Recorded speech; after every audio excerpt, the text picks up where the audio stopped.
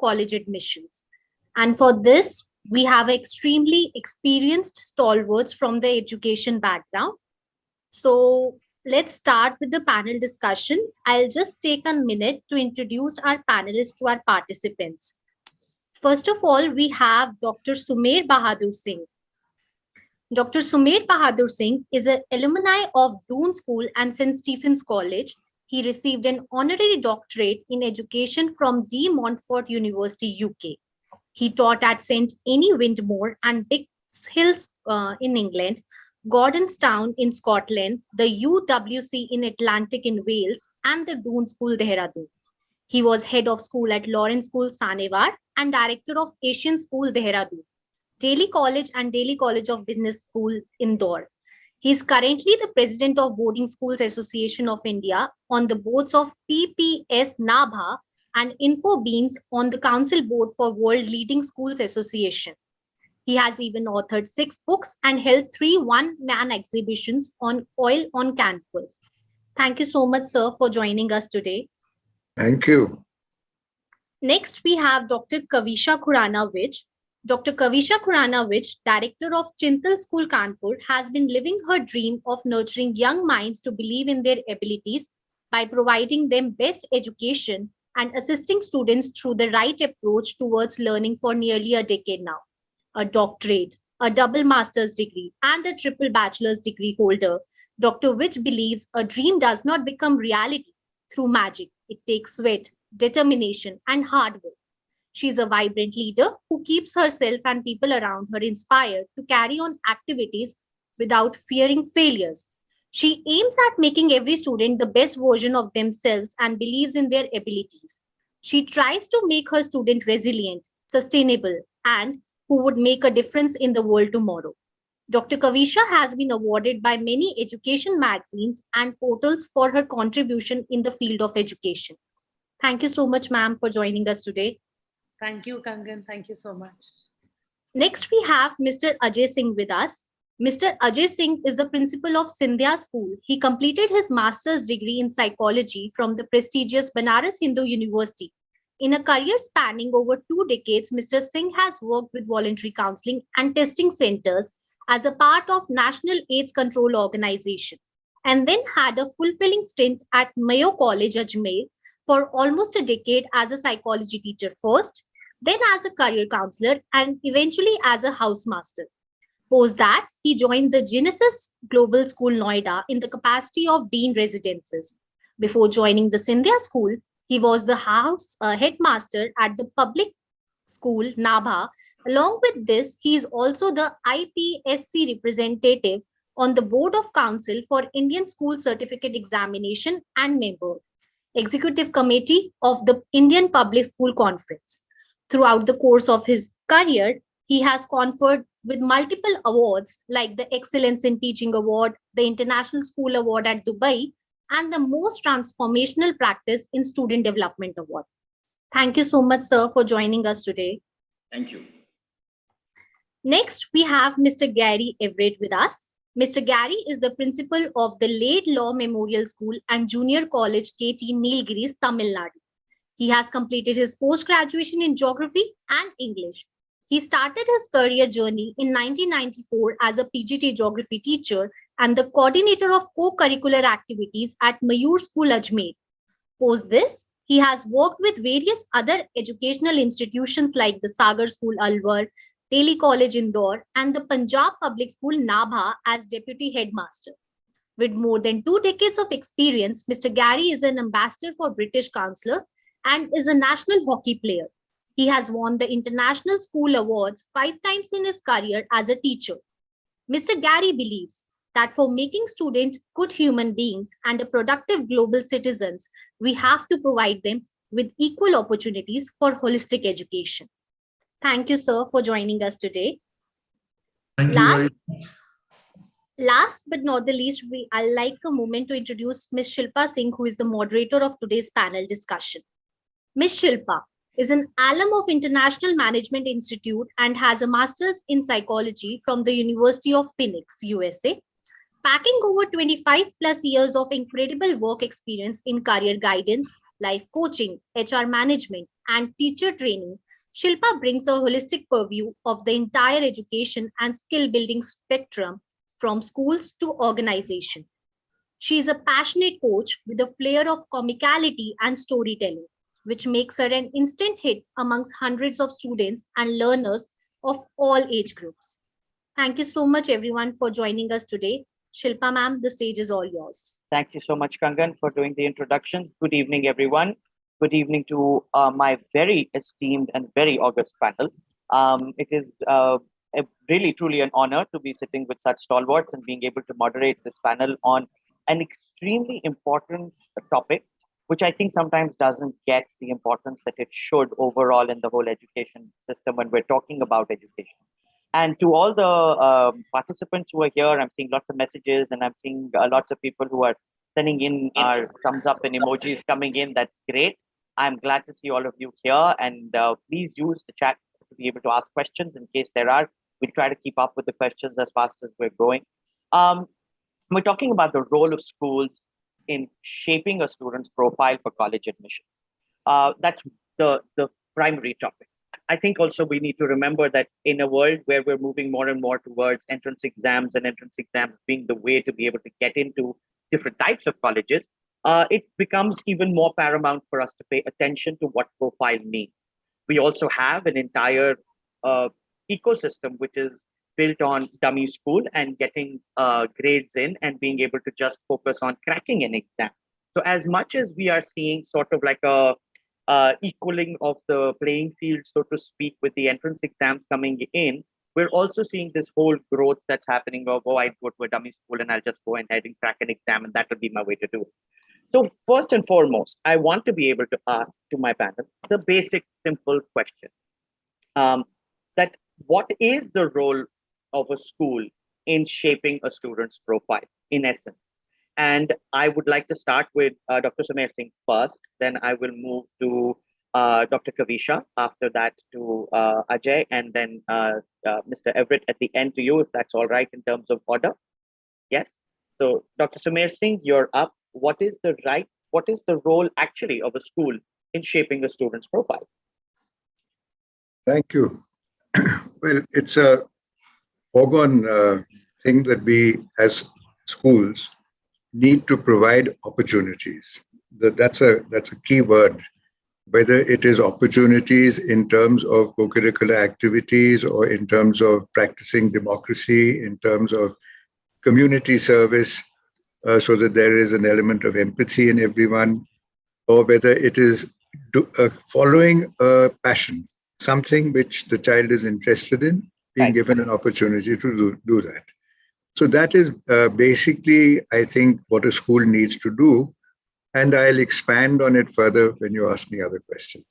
Lovely. That's wonderful. So that's given me an overview. Dr. Kavisha? Yeah. So as sir has already briefed that the pivotal role here which school plays in providing the opportunity, and not only for their mind, but also emotionally giving them a stable start, so that when they go out in the world tomorrow for applying for the universities, and as it is in today's era when it's very, very competitive world, when every child is getting above 90%, right, what will make them apart is the profile which they build in the school. So further. Wonderful. Great. So the school coming through to be able to help there. Ajay? Yeah, good evening, everybody. And what sir has really put the carpet as is very important. So it's an ecosystem actually, which the word also popped up as I am saying it. The school is the perfect ecosystem where the key word has been coined as a land of opportunities. So if the students are able to optimize their potential, optimize their abilities, optimize their sensitivities, optimize their cultural ethos, optimize their entire environmental things, I think no other platform can be suitable than the school in itself to make them the citizens who are prepared for the world. So I think the school is the most important component in the segment. Lovely. Okay. Mr. Everett? Good evening, everyone. What I feel is the school is the most important thing in a child's career. Every child is special in one way or the other. and the school has to identify those specialities of a child. So if a school is able to tap on the potential of the child and provide them all the opportunities, I think there's no other place or no other organization that can take the credit of a child's portfolio. It's the school where the child learns everything and he builds on those things later on in college and universities. I think the entire credit goes to the school and the holistic development of a child. Wonderful. I'm glad you actually used the word holistic development. And I want to be able to segue into my next question here. When we are talking about holistic development of a student, we use the word holistic and we bandy it about very easily and we throw it around. How is profile building actually helping the student in holistic development? So I'll go to Mr. Everett first, and then I'm going to come to Ajay, and then I'll come to Kavisha, and then I'll come to Dr. Sumer Singh at the end. So we'll do it in reverse order this time. So when we are talking about holistic development, what do you really mean by that when you're saying that profile building in terms of holistic development? See, here every school has its own vision. When you have a vision, the school has an ethos about itself, what it's going to offer to the child. Yeah. And accordingly, every parent chooses a place to put their child into a particular school. Mm-hmm. So when a school, I'm very partial towards boarding school because that's the place where all the children get the entire all-round development of a child. So we have to balance the equation between academics, between culture, between sports, and also between internationalism and service programs. So if this is provided to a child at a very young age, the child's entire mindset is changed and he can think much beyond just academics and marks, which means a lot to a child's profile. That's what I feel as a holistic development, ma'am. All right, lovely. Thank you very much, Kavisha. Gary, sir, the same goes for the day schools as well. The battle begins. The same goes for the day school as well. It all depends on the vision of the leader here. It's very, very important that what is leader or the institution as a whole looking for in molding a child. A child when enters the school is like a seed. Now you have to make it a strong, resilient tree, I believe. So it happens in the day school as well. Of course, you have more time with the children. But yes, holistic development, the overall development, the 360-degree development, whatever you may call it, but giving them a plethora of opportunities, whether it's boarding school, whether it's day school, it's very, very important because that is what is going to build up in child and make him an individual, what he has to be tomorrow. It all depends from the school he starts, and especially from grade 8. It's very, very important, whether it's boarding school or whether it's day school. Lovely. Ajay? Coming from a psychology background, what I see, we have always discussed as totality. So if a dimension is only mentioned as academic excellence, I think it would be the most unfair thing to be looking at in a boy or a girl for as a future generation.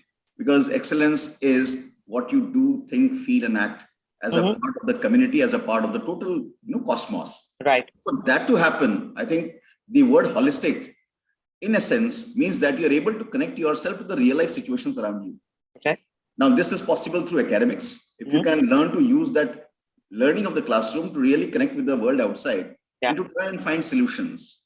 At the same time, what about your own left brain, right brain, which people keep talking about? If you don't look at the aesthetics, as well as the logics, as well as the appreciative element, the emotive element, which comes in through music, art, theater, drama. So when all this thing is built up into different kind of activities, both because everything now is a curriculum. So that in essence provides a total overall evolution of a child, I would say, when we talk about the holistic development. Lovely. Okay. Dr. Sumer Singh. Yeah, I'll digress a little bit on your question because I think we need to cover more ground. I think that the main thing is profile building. Now, profile building, as Kavisha said, would start from class 8 if the counseling is going on. And unfortunately, a lot of schools don't have counselors. Unfortunately, a lot of schools miss out on counselors because even though counseling charges are very low, the schools charge much more, and therefore the parents get discouraged. But counseling will go with helping profile building, which is most important. And I'll give an example that if in Doon School today, 70% of the students of class 12 have already been placed in universities overseas and private universities in India. That means there are only 30% of the students still waiting to see what their results are. Right. So marks, in fact, become a very low priority. Scholarships is the other thing which results in good, profile building. And if you look at a school like Emerald Heights International, last year their scholarship totaled 90 crores. So that is something which really helps students. So if you look at, the short-term advantage that schools have, it is in advertising the marks that their kids have got. So many 90%ers, so many 95%ers, and the toppers and so on. Now, how does this actually help compare one school with another? You can't compare them just by saying this school has an average of 92% and this school has an average of 85%. That's not good enough. What schools need to do now is to have a holistic approach and keep in mind that schools in the future are going to be judged or compared on the basis of placements and career successes. So schools need to take a long-term view of, providing a holistic development so that they can start comparing placements first, because that's the immediate thing that they'll see. And anyone who's looking at a good school will ask, tell us about your alumni. And that is when you need to track your alumni and be able to talk about how they have done. Now, the reason why I digress like this is that the minute your goal becomes different, then your process in the school of providing holistic, it changes. Absolutely. And counseling, for example, is very important, because I know too many children who are after school saying, what should I do? Or even in class 10 saying, what subject should I choose? Now, that's really sad. When counseling is available, let's say from Mindler, for absolutely free for all the teachers so that they can help the students because they know the students best, and for students. So why is counseling not given more importance to be able to build the profile so that admission becomes even possible before the results come out? Absolutely. Super. Great. Thank you so much. You covered a lot of, I think, very close to all of our hearts in terms of both at Mindler as well as in general as education, is that it's very important to be able to look at that element. So there was something that you mentioned specifically where we are talking about schools with 92% and 95%, and we've got so many people who topped and things like that. We are also looking at a lot more in terms of private universities as well as universities outside of India who look at a profile-based admission and who look at that. Now, when we're looking at even, say, a CUET, or we're looking at profiles for private universities in India, are we in a space now, or are we getting to a space now where academics will cease to matter in a profile-based admission? And I want to be able to have your weigh in on that a little bit. So I want to go to Ajay first on this one. I'm totally changing the order around. I think I'm going to lose track of what order I put people in. So go to Ajay first. And then I'd like to go to Gary. Then I'd go to Dr. Sumer Singh and then Kavisha. I think I'll keep the order straight this time. So am I going to end up in a scenario where we're talking about profile, the importance of profile, no taking away from that. But do my academics then cease to matter in a profile-based admission? So Ajay, over to you. That's actually a very brilliant question which you have asked, because academics has been misunderstood as linked with only the marks or the outcome which comes as a percentage. Academics is not percentage. Academics is the learning which happens in the entire journey of a child, whichever school he attends. So relating it with marks is maybe an outcome, right? So the learning and the ability to convey this learning when you grow up into something of substance is what is academics. So academics will be this portion. Now, how do you link that to profile building is, in a profile, when we compare let's say two A's and two 94%, how do I know one is better than the other? Yeah. Absolutely. So how do I judge them if I don't have some parameters to judge?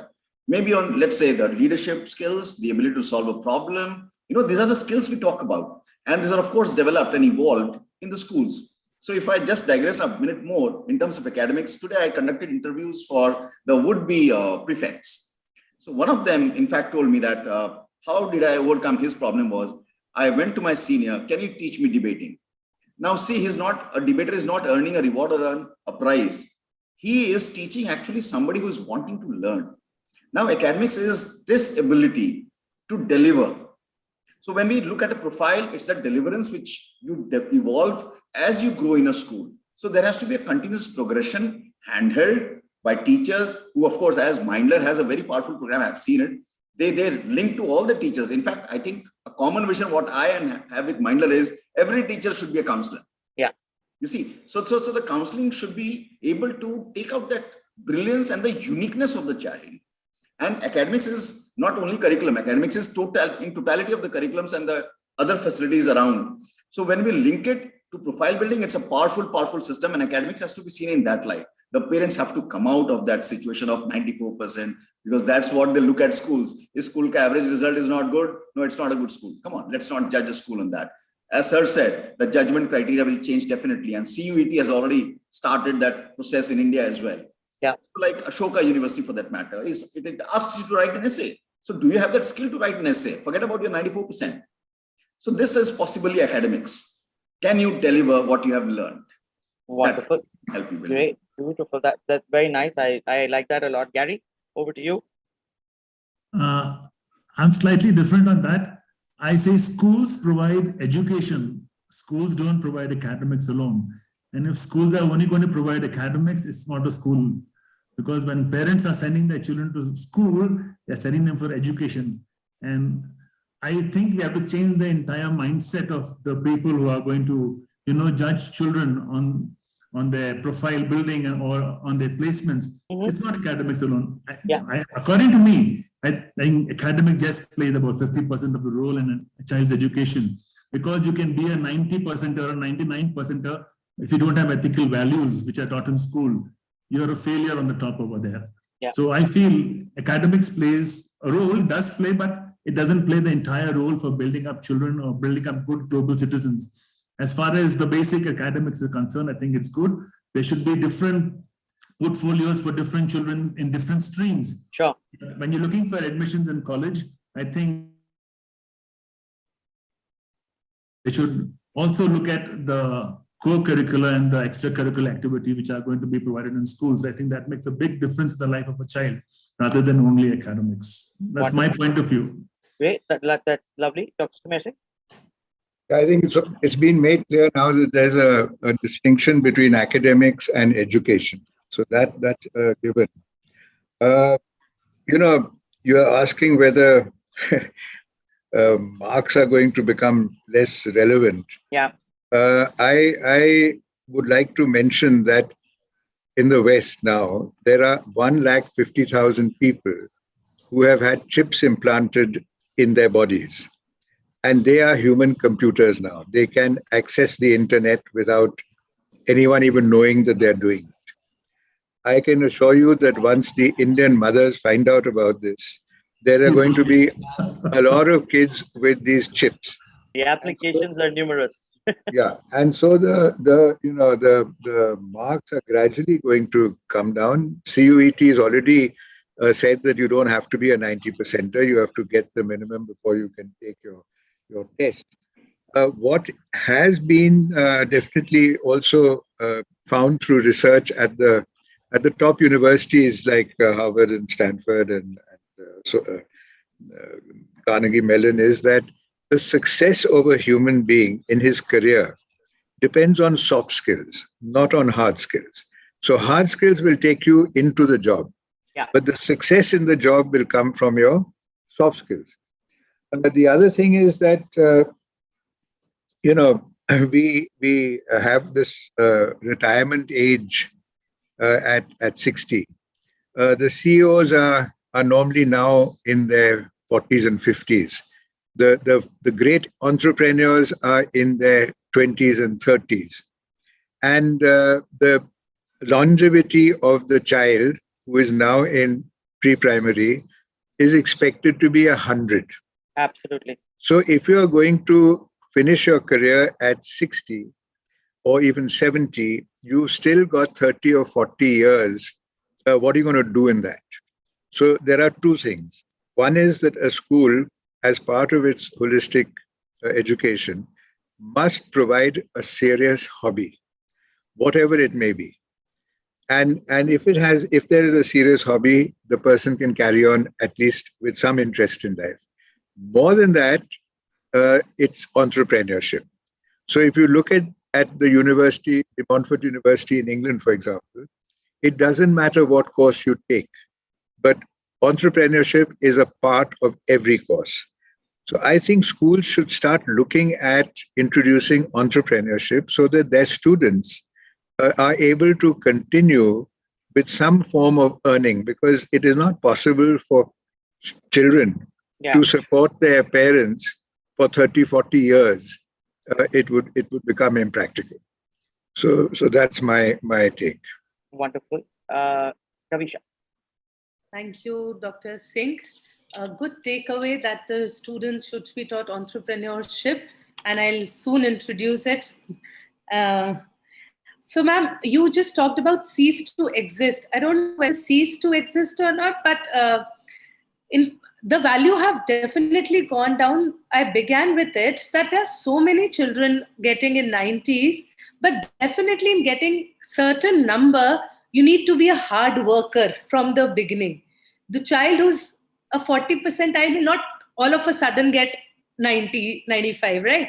So yes, marks are, if you're working hard, so you have one of the very basic skills of life, which is hard work. With MCQ, smart work has also come in. So yes, marks are a result of hard work and smart work collaborated together. So marks is one of the criteria, not as high as the other skill. Gary sir mentioned a very good thing that if the child is a 99 percentile but doesn't have ethical values, he'll not go a long way in life. And that's completely true. Soft skills will definitely matter in the end, ma'am. And that is what schools should build upon. Marks are important, especially in a city like Kanpur and day schools where still, Kanpur is one of the biggest coaching hub of JEE and stuff like that. Children still go there. Children get into IITs and do very well. But how many, ma'am? Just 2% is the Indian score. The others have to work on their profile building. And for becoming a successful individual, for as sir said, for many, many years, you need to build up on soft skill and have ethics and values to take you forward in life. Wonderful. Thank you so much. As an HR professional, I can tell you this is music to my ears, because I look for people who have done things outside of just their academics. And so that's a really important element for me. And I completely agree with Gary that, it's actually the other skills that are going to be able to help you succeed at work. And you can be 99%. And if you're rubbish at talking to people or leading a team or connecting with people, it's not going to make a difference there. So I had actually Kavisha say something very interesting when she spoke about school, and I have three people on my screen here, three people on one side. Here's the one that's going to kind of stir the pot a little bit. So Kavisha will answer first on this one. Do boarding schools end up giving students an advantage when it comes to building a strong profile? So I'm going to have Kavisha answer that first. Then I'm going to go to Gary, and then I'm going to go to Dr. Sumer Singh and Ajay last. So Kavisha, tell me your take as your lone warrior there. So do you think that boarding schools have an advantage? Actually, a lone warrior, Shilpa ma'am, you've put me in a panel where I have the three best boarding schools across the country, rather across the globe. And as I said before as well, that it all depends on the vision of the leader, ma'am. If the leader or the team or an institute is focused on the holistic development of a child, is focused on the overall development child, raising him to be a child of values and not only a child of marks, that is where it will make all the difference. Of course, I do agree that hostel students have the benefit, or boarding schools have the benefit of taking the child away from all the comparative comforts what they have at home. In fact, I have a 10-year-old, I'll be telling it as a mother. and his every demand is fulfilled. And sometimes I feel, what world will he face tomorrow if his every demand is fulfilled, especially with grandparents around? So there, of course, in discipline, yes, the boarding schools, I feel, take the cake here. And discipline is very, very important for life. So that takeaway. Super. Thank you. Gary? I'll sympathize with the day schools. The only one place where these guys lead are the marks, and in which they can't take all the, the onus, because children are going to these coaching centers. Now, belonging to a boarding school, and I was being mentored by one of my principals, I think Dr. Sumir Singh is also here. We believe that boarding schools create leaders for the country, because you need to have leaders who are, all-rounders in every field. They should have knowledge and have the entire knowledge of whether it is academics or sports or culture. So schools like the boarding schools, even now in the national education policy, you find the things that are being followed, which are being happening at boarding schools, have now been introduced in the national education policy. So making SUPW mandatory and having, extracurricular activities and grades to be given for all these things. So these were all the good practices that were taking place in the good boarding school of our country. Yeah. And even today, we see that boarding schools have gone a step ahead. Apart from excelling in the field of IT, they are going on to internationalisms, where still I think the other schools, the government school and the private schools, are still to think about. So in boarding schools, we're doing a lot in the SUPW programs. We have a lot of things called clubs and hobbies, where children are engaged in one activity or the other.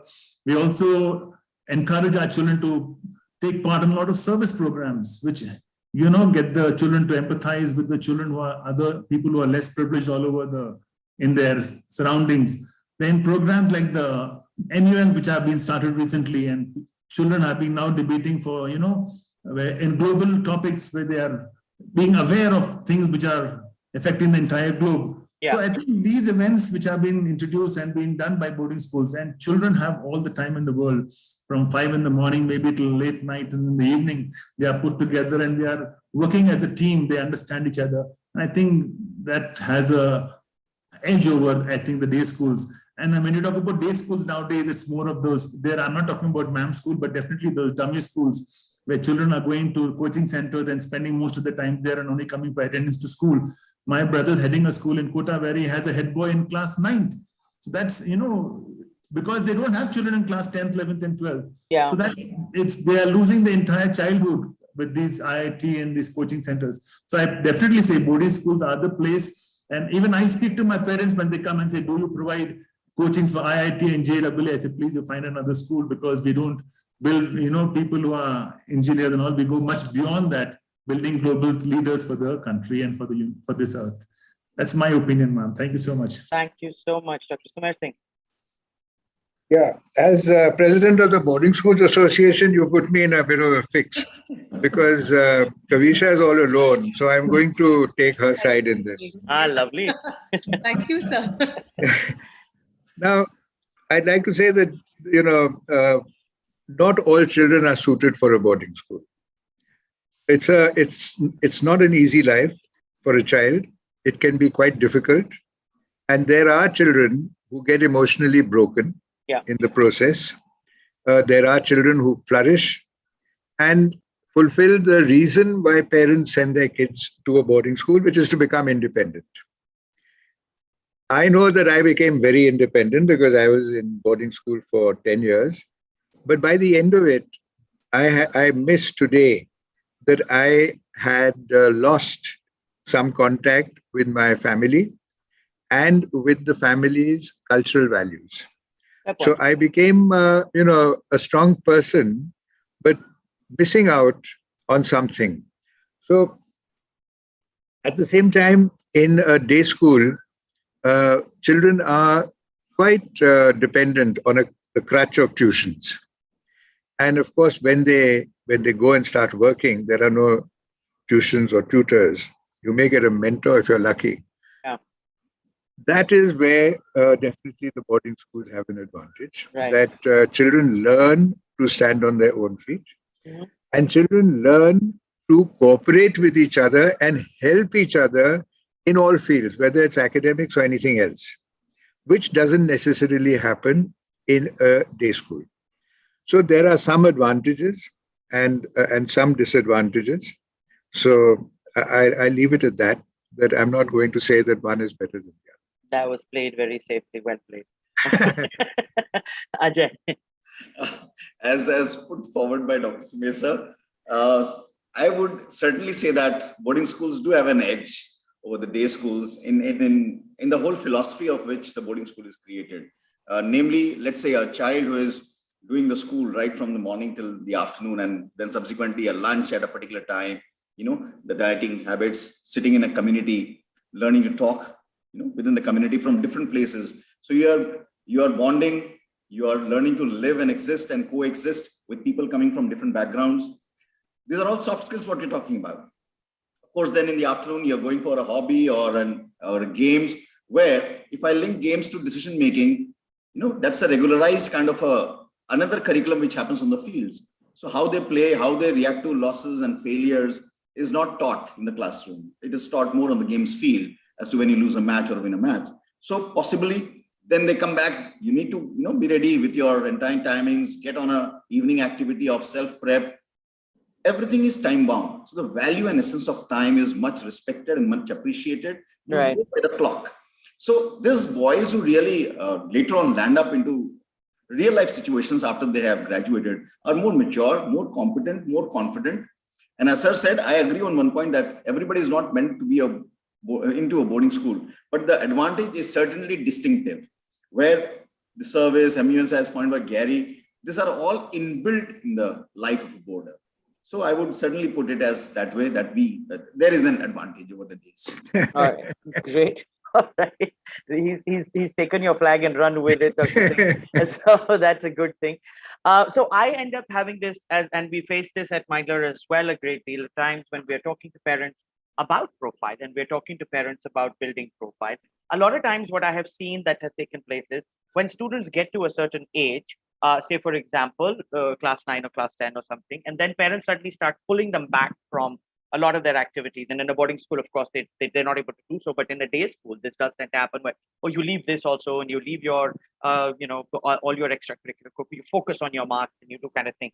So my question goes back, we talked about class 8 earlier, but I just want a very quick weigh in from all of you.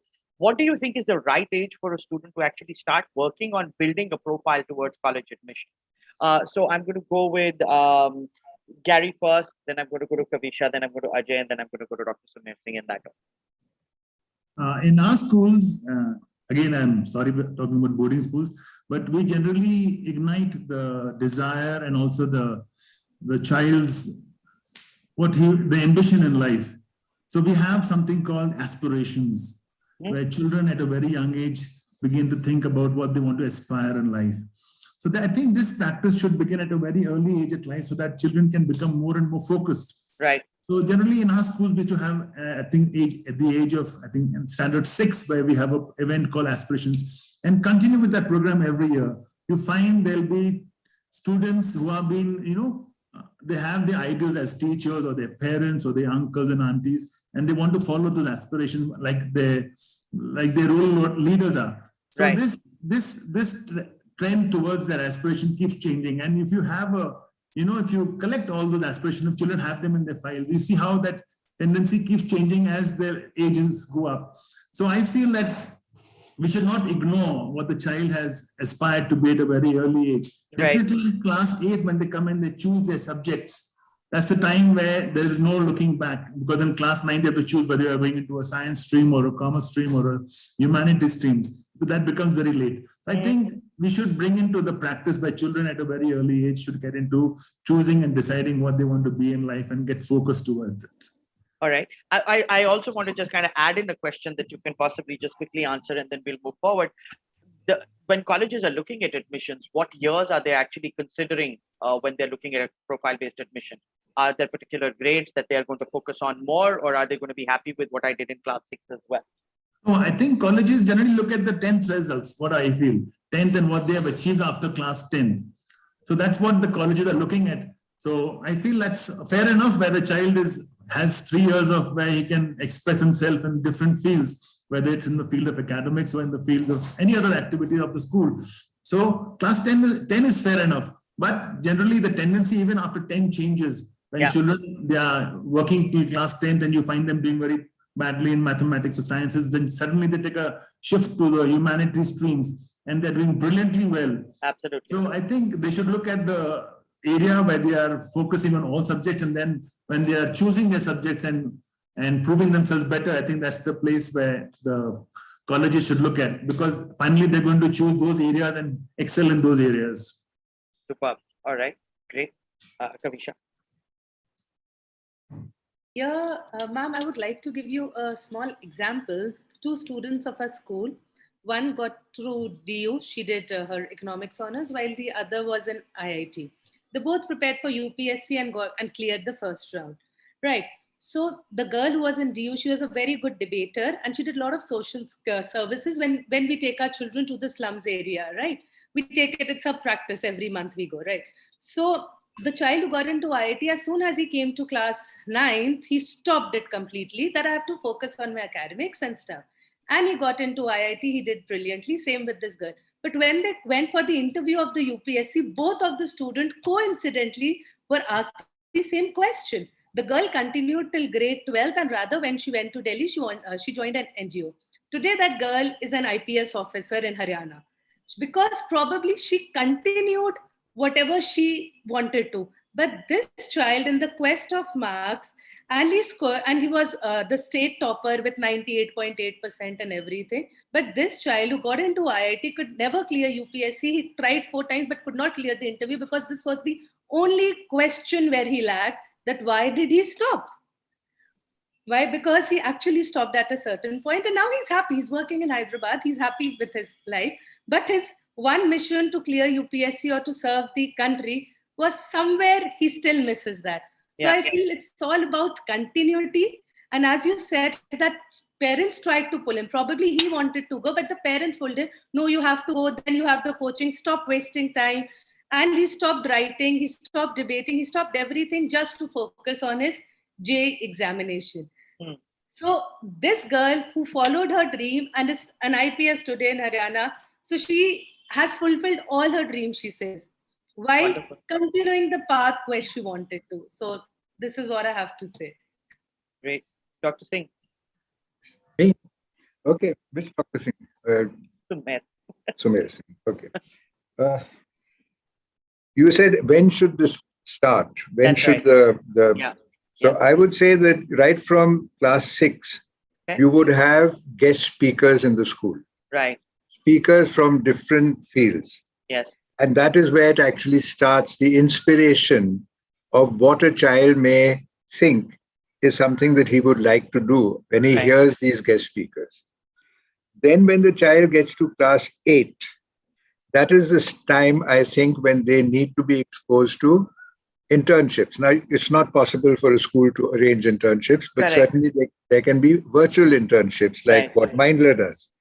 So now in class 7 or 8, the child is able to go through a number of virtual internships so that he gets an idea or she gets an idea of what she doesn't want to do or what she wants to do. Maybe she's thinking of something that she wants to do, and then in the virtual internship, she says, no, this is not for me. Let me try something else. As far as, Gary's assessment, that a child should know very early in life what the child wants to do and to strengthen that area and become a specialist.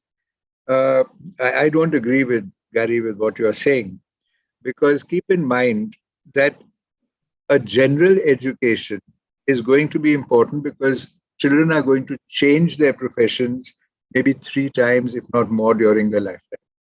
So if they focus on one particular thing, and this is where actually in India, what is lacking among the career counselors, including Mindler, is that we don't have a market survey. Which are the careers which are going up and which are the careers that are going to disappear?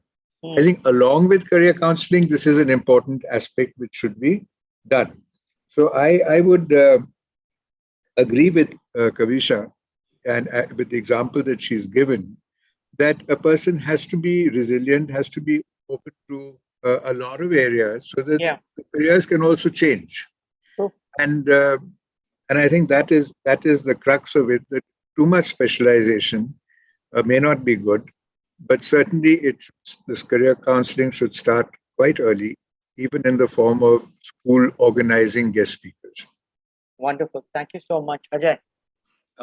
Yeah. So when I look at the systems now in place, so they vibrate with what is being discussed here. A grade 6, 7, 8 boy or a girl is full of opportunities in the sense they're not bound by a certain kind of a board constraints. So that's the time we need to allow them to explore life in totality, where they should be doing music, they should be doing this, X, Y, Z. And by the time they reach 8, what Sir has said is actually a brilliant idea. We invite speakers, we invite old boys also, we invite sessions. Right now, tomorrow we are having a session with a theater person, and he's speaking to 6 and 7. So possibly one may get ignited, two may get ignited. That's where the spark comes in. So by the time they come to class 8, they know that being a lawyer is just not a lawyer. It's the demands which they speak about. Was it easy? What was the path? What do I need to do? So 6, 7, 8 right now doesn't know these things. So in continuum, when they connect with these speeches and the internships, what Sir is saying as a good idea, that will allow them to explore. Yeah. And once the exploration is done, then they can decide which ones to go forward with. So in my eyes, I think the universities may look at what you have done in 10th, 11th, 12th, or a continuum of progression along with certain skill sets will be what they look at and appreciate. And this is where generalist kind of an approach works better than a specialized kind of an approach. An example I'll quote, in my previous school, certainly, there was this brilliant boy who was fabulous in academics. Right. He couldn't develop a proper kind of a profile. He was shortlisted to Stanford. Oh, wow. Couldn't get through in the final interview vis-a-vis a batchmate of his who was slightly lower in the marks, but she had done MUN. She had been a Secretary General. She had done debating. And at the same time, she had also done something with financial literacy as an internship.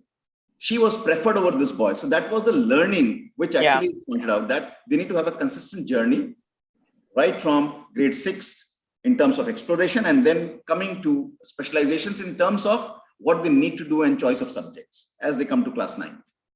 Wonderful. Brilliant. So Gary is outvoted. No. Oh, no, Gary. Oh, no. It's all right. You hang in there. That's okay. Why I said that, Shilpa, I'll just add on. Yes, please. Is now we are not bound by streams as it is. Yeah. There is a complete flexibility. We are talking about liberal arts. So Absolutely. let the choices be made. Maths with music. Why not? Yeah, absolutely. I completely agree. I think I love the fact that we have such numerous and the ability to have these kind of combinations now, which earlier we were actually quite straitjacketed in the Indian education system. And I think it's really nice that we're opening up. I'm going to, because we're getting close to the time where we need to be able to close, and I would like to be able to look at some questions in the chat, and I'm seeing some interesting ones. But I'm going to ask my last very sort of a heavy duty sort of question. And the order in which I will do it is Dr. Sumer Singh, Kavisha, Gary, and then Ajay at the end. What role does a teacher play, and what roles do teachers play in guiding students to build the right profile? So Dr. Sumer Singh, you're up. Okay, I'm not very sure about day schools because I've never really worked in them except in the UK very briefly. In a boarding school, the teacher knows the child better than anybody does. Better than the counselor, better than the parent even. And the two areas where they bond with the child and then get to become friends, one is the games field, and the second is the expeditions, the treks, the outings. So they become very close. All that is required is for that teacher to have the skills of counseling so that when the child asks the teacher a question towards careers or subject choices or college admissions, the teacher is able to give a more informed answer. So the teacher plays a very important role. And I would just like to, I hope to see every teacher with the qualification, at least the basic qualification, so that they guide the children properly, because the children are going to be guided by them to a very large extent. Wonderful. Thank you, Dr. Kavisha. And here I would like to add on what Sir said, not only guide them, but children also look up to their teachers. if their favorite teacher tells them that this is your forte, they'll follow it blindly, especially the young ones. And probably if you ask the younger children, which is their favorite subject, it all depends which is their favorite teacher, who's their favorite teacher. Correct. Right. So from the very childhood, the favorite subject of the child is not the subject, but the teacher. This is the crucial role a teacher plays. Especially when it And comes to maths. especially Especially when when it comes. especially, I still fear my maths teacher. I don't know Me whether too. Me too. Me too. Me The too. trauma is real. The Me Too movement and start of a different nature. Math. if I have maths query, I still ask my students. I don't mind telling them I'm not good at it. One problem I feel that sometimes teachers, if like sir said, if they're not counselors or if they have no idea, I don't want the children to go on a wrong track. Look, nobody's a Sarvagyani, nobody's Google here. The teacher should always tell that I can get back to you tomorrow rather than misinforming them. Sir also pointed more informed answer and not a misinformed answer. So yes, teachers should have a little idea about what career counseling is and what, because gone are the age-old days that only engineering and doctors were a proper career. So yes, the teachers sow that seed of winning, of loving. It's the teacher who finds out this child has the potential, and then the child is groomed. So yeah, teacher play a very, very important role. Probably if I had a better teacher, I would have been good at maths. Yeah, that's what we're going to go with. That's what we're going to go with. There we go. But it makes a very big difference. It really does. It does. Gary. Among all the stakeholders in a school scenario, I feel the most important person is the teacher. And there should be no compromising when you are appointing a teacher, because the teachers are the ones who are in direct contact with the child. And the child literally, adores the teacher, and the teacher's word is, it's Bible, whatever they say is true. And as a school, as a head and people who are running schools, they should also see that the changing approach in teaching, which is happening, they have to keep on, getting the teachers involved into it, upgrading their teachers with what's the trending the change in patterns which are happening in the schools. That is very, very important. Otherwise, what happens? Teachers are stuck with the same old ways of teaching and the old methods of teaching. And they think they are right because they're not shown the right way, or not shown and not being taught. So it's very important that the teachers, along with the changing trends in society, they need to change themselves, change their methods.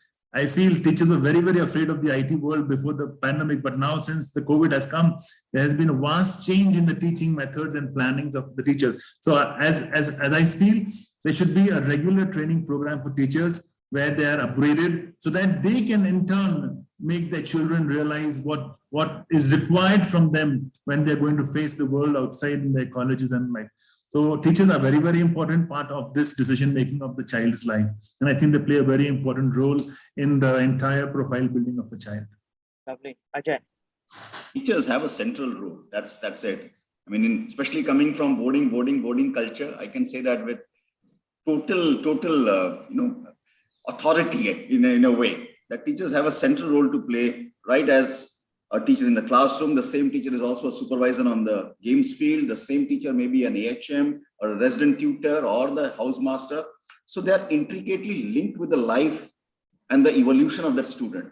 They know the in and out, right? I have the forms for the selection of the school prefects. They have chosen 2 teachers to recommend them. Now, see, they are also choosing teachers who can talk about them. And the teachers are being very honest, very fair. Now, this is only possible when this kind of beautiful relationship exists between the teacher and the taught. So that's very crucial for the evolution of the child. And as is being pointed out, yes, the investment in the teacher has to be paramount. We need to empower them. We need to bring them to that level, at least to a level where they can talk about at least their own subject, careers related to your own subject. So this is the real empowerment. And if they can do in totality, I think that will be the next step. So teachers are really crucial. And I believe in that quote, which always appears on the WhatsApp, teachers are also nation builders. Absolutely. Now, I'm a proponent to say a teacher is somebody who teaches all professions, and we really do need to be able to respect the profession a lot more, I think, than the way it's looked at. So I'm running very short of time, but I do want to take one question, which I think is very important here. Uh, and it's coming from the Q&A. My apologies to everybody else who's put in lots of interesting questions. There are some very heavy duty questions for which we would have to have an entirely other panel discussion to be able to cover all of the things that we want to have. But keeping this focus point here, just a very quick question here. There is a question asking that Krishna Sharma has asked, which is saying about, we've got the teachers, we've got that element. How do we get the parents to start thinking about this paradigm shift that's taking place, so they're not kind of, putting down ideas from 15 to 20 years ago from when they started thinking about work? And this is something that's very close to my heart in terms of that as well. So just very quick answers from each of you, where I'll go with Kavisha first. How do we get parents to start thinking about this shift as well in their head? There is a change in the shift, Shilpa ma'am. Just in 5 years, I see even in Kanpur and a day boarding school, there is a change, and gradually it will come with time. When they see the children of other professions, the alumni of the school, or otherwise when they go at a higher level, then is when the change comes.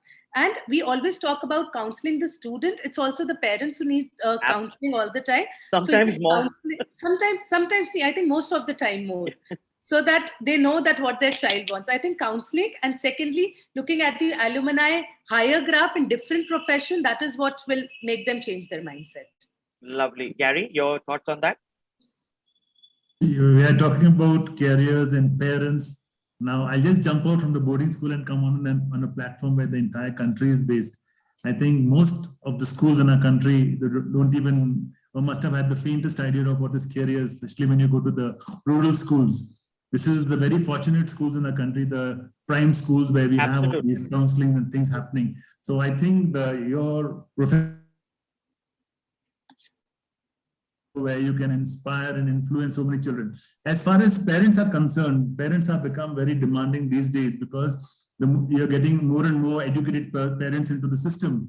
So when you have parents like them, it's good for the school. So you have to have regular meetings with the parents, where they can come to school and interact with the staff and the management. Sometimes parents come up with brilliant ideas which even the schools are laid back and they don't know about. So I feel the parents body, the teaching body, and the management together should take a call where they meet at least twice in a year in regard to systems of the school, with regard to career building. And I think things will move better, so that everybody knows why they are moving towards. So together as a team, as the different stakeholders of the school, we can make a better future for our children.